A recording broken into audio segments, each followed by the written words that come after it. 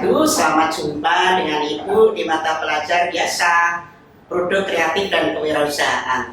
Di sini Ibu akan membahas tentang target pasar, fokus, dan karakteristik. Oke, sebelum kita melangkah ke depan, Ibu, anak-anak harus tahu apa itu pasar, apa itu barang, dan apa itu jasa. Anak-anak sering belanja pasar, tapi anak-anak mungkin belum paham betul apa itu pasar. Anak-anak sering membeli suatu barang, tapi belum paham apa itu barang. Anak-anak sering menggunakan pemakai jasa, tapi belum paham apa itu jasa. Nah, di sini akan Ibu bahas satu persatu. Pasar adalah tempat usaha menjual barang, jasa, atau tenaga untuk konsumen dengan imbalan uang. Itu adalah pasar. Contoh, anak-anak berbelanja di pasar misalnya membeli cabai 1 kilo. Nah, otomatis anak-anak membayar di tempat dengan penjualnya. Betul nggak, nak? Nah, itu adalah pasar. Jadi, transaksinya itu langsung di tempat.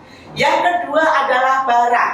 Barang adalah suatu objek yang dapat dilihat dan disimpan atau dapat memenuhi kebutuhan pelanggan. Itu adalah barang. Nah, tadi anak-anak contoh membeli cabai di pasar. Cabai adalah suatu barang yang dibutuhkan saat itu oleh orang tua anak-anak Ibu.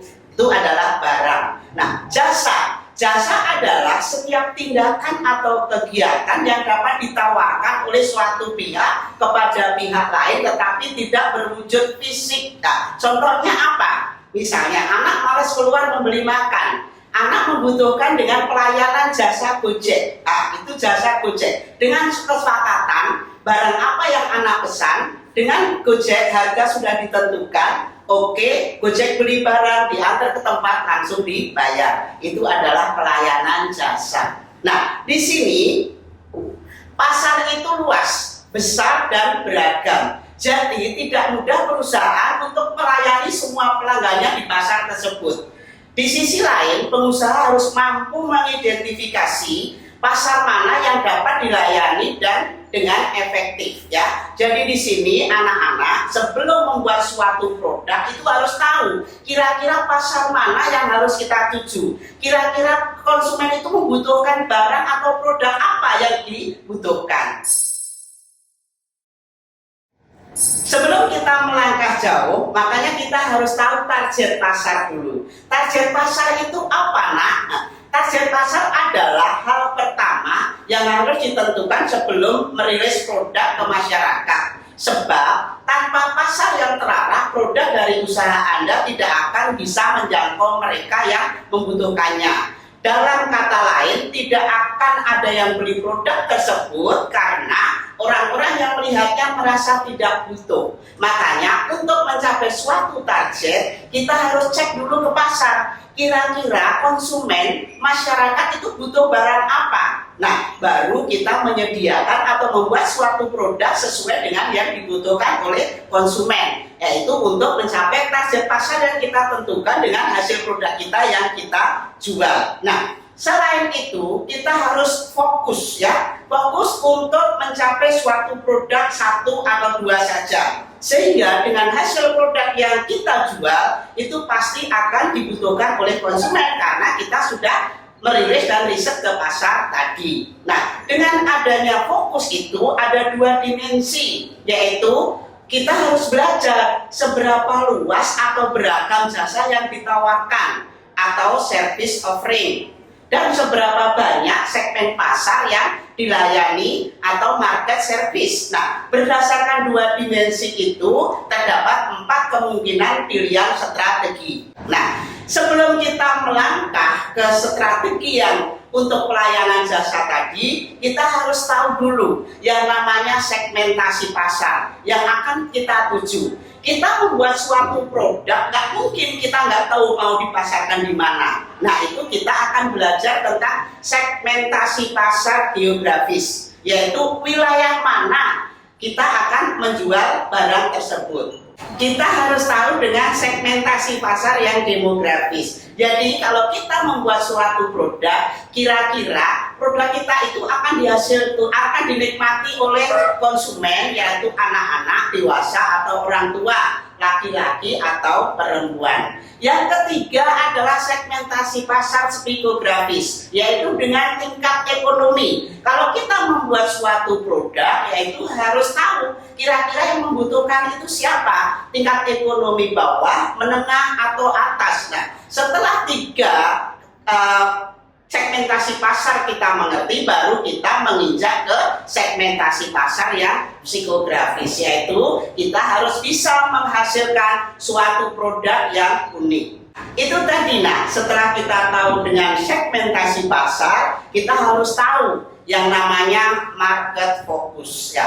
Apa itu market focus? Di sini perusahaan memiliki segmentasi pasar yang sempit, tetapi memiliki jasa layanan yang cukup banyak. Yang dimaksud segmentasi pasar yang sempit adalah perusahaan itu membuat produk itu mungkin di salah satu tempat saja. Mungkin kalau di sini Ibu memberikan contoh, yaitu produk sepeda motor Honda. Nah, sepeda motor Honda itu produknya ada di Jakarta. Tetapi untuk faktor itu tadi dilihat, faktor geografisnya, buka suku cadangnya dalam penjualan jasanya merek Honda dari Sabang sampai Merauke. Ya, itu suku cadang Honda ada di situ. Itu adalah faktor geografis. Nah, di situ untuk pelayanannya dari Sabang sampai Merauke, itu untuk penjualan jasanya, untuk servisnya, itu yang dinamakan dengan AHAS, itu khusus untuk sepeda motor Honda.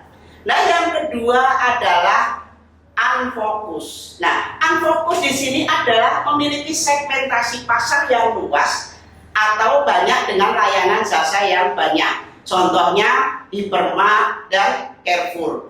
Nah, untuk lokasi geografisnya, Hypermart dan Carrefour itu dari Sabang sampai Merauke itu ada.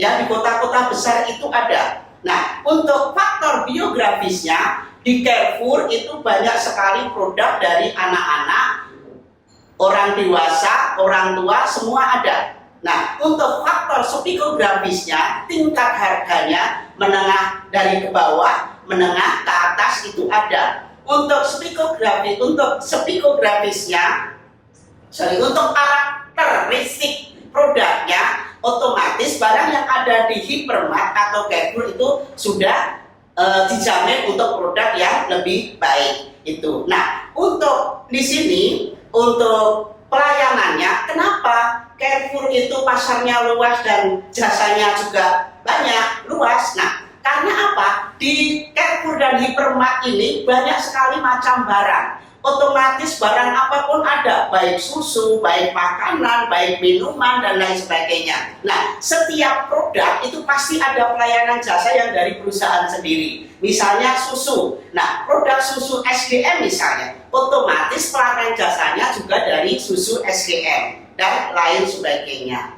Yang kedua adalah full focus. Nah, full focus di sini perusahaan memiliki segmentasi pasar yang sedikit dengan layanan jasa yang sempit pula. Nah, di sini contoh, misalnya membuat salon muslimah. Nah, untuk membuat salon muslimah itu nggak mungkin dari Sabang sampai Merauke semua toko kecil ada, semua kota kecil ada, nggak ada.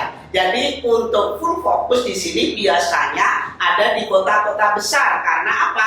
Cuma salah satu produk spesial yang dia sajikan. Contohnya ini adalah salon muslimah tadi. Nah, untuk salon muslimah di sini berarti dia khusus, memang spesial khusus untuk melayani ibu-ibu yang berhijab, anak-anak yang berhijab. Anak laki-laki mau masuk ke situ ditolak, nggak boleh, karena dia full, jadi fokus ke salon yang muslimah. Makanya untuk pelayanan jasa dan marketnya sempit, karena apa? Cuma fokus ke satu saja. Dan untuk faktor ke demografisnya, itu tadi untuk para ibu-ibu yang berhijab. Untuk psikografisnya, untuk kelas ekonomi menengah ke atas itu otomatis. Yang kelas menengah ke bawah masuk ke salon muslimah nggak takut, karena memang itu untuk jeda atau untuk ekonominya pun juga lain, fasilitasnya juga lain gitu. Nah, untuk karakteristiknya jelas karena dia memang betul-betul khusus ke salon muslimah. Jadi dia memang karakternya, jenis produknya itu fokus ke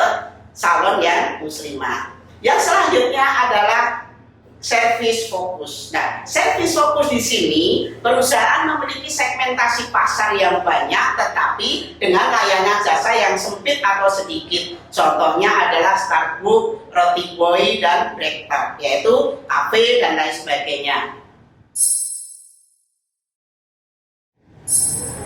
Nah, di sini bagaimana kita harus tahu dengan fokus produk. Nah, kita di sini adalah seorang calon pengusaha. Jadi, Ibu doakan nanti setelah lulus dari SMK, anak-anak itu bisa menjadi calon pengusaha semua. Nah, untuk menjadi calon pengusaha, kalau kita menjual atau memasarkan produk kita itu dengan banyak ragam, berarti kita nggak fokus, akhirnya mungkin akan bubar. Tetapi kalau fokus salah satu atau dua produk saja, insya Allah mungkin akan bisa menjadi lebih baik. Nah, fokus produk di sini merupakan kategori industri yang harus dipilih oleh pengusaha di awal merencanakan sebuah usaha. Jadi fokus produk ditentukan dari sumber daya yang dapat diperoleh secara mudah oleh pengusaha. Itu adalah namanya fokus. Jadi kita membuat produk itu cukup dengan salah satu produk, tetapi betul-betul yang dibutuhkan oleh konsumen. Nah, ini contoh. Contoh fokus produk sini adalah transportasi Gojek. Siapa yang tidak kenal dengan Gojek? Itu memang Gojek adalah di sini memang menguasai atau mengkoordinasi tentang khusus transportasi.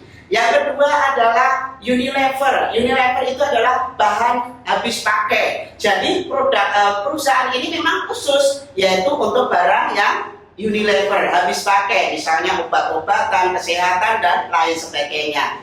Sikat gigi itu juga termasuk, ya. Dan yang lainnya adalah Nestle, itu mungkin khusus untuk makanan, susu, dan perdagangan. Tokopedia membuat semua barang yang sudah ada izin dan betul-betul sudah diakui ada hak patennya. Dan ATK mungkin Sinar Dunia itu produk tentang alat perkantoran dan anak sekolah, developer, dan kendaraan. Itu adalah suatu fokus produk yang betul-betul salah satu produk, tetapi bisa menembus ke masyarakat atau pasar yang ada di dunia. Nah, setelah kita tahu tadi produk, ya, fokus ke produk, di sini kita harus mengenal dengan karakteristik produk. Segmentasi pasar yang keempat, karakteristik produk. Nah, bagaimana kita bisa membuat suatu karakteristik produk? Untuk apa karakteristik produk itu? Nah, kalau kita menjadi pengusaha, kalau kita menjual suatu produk, itu jangan sama dengan produk yang lain. Kita harus mempunyai karakteristik khas hasil produk yang kita buat. Nah, itu contoh misalnya membuat produk yang unik. Kita akan membuat atau kita akan menjual bakso. Kita akan membuka sebuah warung bakso. Misalnya kita banyak referensi. Di sana ada bakso gunung, di sana ada bakso tembak, di sana ada bakso setan, di sana ada bakso beranak. Nah, dengan referensi 4 macam bakso, bagaimana kita bisa membuat suatu bakso yang unik supaya konsumen lebih penasaran dengan hasil produk kita. Nah, dengan contoh misalnya kita akan membuat warung bakso setan beranak banyak. Nah, otomatis kan lebih wah. Konsumen akan lebih penasaran. Di sana cuma setan saja, di sini beranak. Tapi di sini ada bakso setan beranak banyak. Jadi konsumen itu akan penasaran dengan hasil produk yang kita sajikan. Nah, dengan hasil produk yang kita sajikan, setelah nanti konsumen bisa mencicipi atau mampir ke warung kita dengan suguhan atau dengan produk yang kita hasilkan itu konsumen merasa puas, kita tidak usah promosi. Nah, dengan kita sajian yang konsumen itu merasa puas, otomatis dengan konsumen tadi sudah bisa promosi dengan hasil produk kita, yaitu dengan gedor tular, mengajak temannya, saudara, tetangga. Nah, itulah keunikan bagaimana cara kita untuk membuat suatu produk yang unik sehingga konsumen itu akan lebih tertarik dan penasaran dengan hasil produk kita. Oke, cukup sekian ya apa yang Ibu paparkan, apa yang Ibu jelaskan tentang target pasar, fokus, dan karakteristik. Mudah-mudahan bermanfaat bagi anak-anak Ibu yang hebat, tercinta. Jangan lupa cari referensi sebanyak-banyaknya supaya anak-anak itu nanti bisa menjadi pengusaha yang hebat dan profesional. Cukup sekian. Assalamualaikum warahmatullahi wabarakatuh. Sampai jumpa di minggu depan.